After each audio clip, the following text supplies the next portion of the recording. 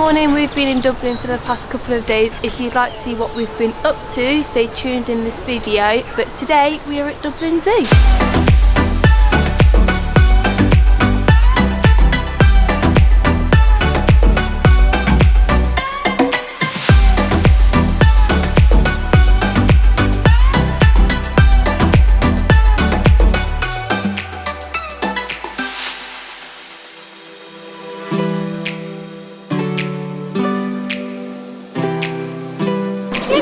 He's trying to get out.